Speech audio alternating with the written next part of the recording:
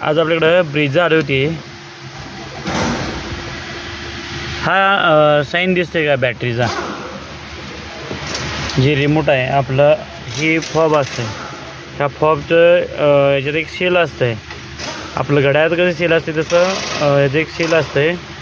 ते सेल जर डाऊन होत असलं, एवढा सेल असते, एवढं जर डाऊन झाला तर ती लाईट लागते आणि पूर्ण मग रिमोट चालायचं बंद करते. आता ते बदलण्याची प्रक्रिया करूया.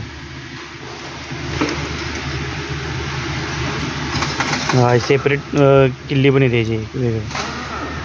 जर डाऊन झाली सगळी तर ही किल्ली त्यामधून काढायचं आणि हँडलला जे कीचं इन्सर्ट करायचं असतं तिथं करून दरवाजा लॉक काढायचं. आता हे बघा, काढले का पूर्ण शील काढला जुना.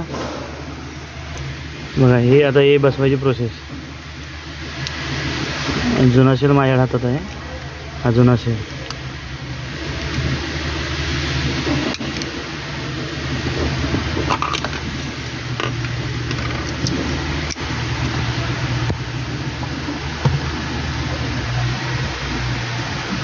आता शेल बदलला आहे आपण, हा शेल बदलला आहे.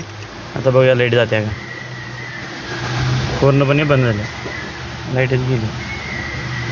आणि ज्यावेळी पूर्ण बॅटरी डाऊन होते त्यावेळी हा स्विच आपण गाडी जर चालू करायचं असेल त्यावेळी हा फॉब आहे, म्हणजे यातली बॅटरी समजा डाऊन झाल्या पूर्ण, तर इथं आणायचा, इथं ठेवायचा, होल्ड करायचा आणि गाडी चालू करायचं चालू होत्या.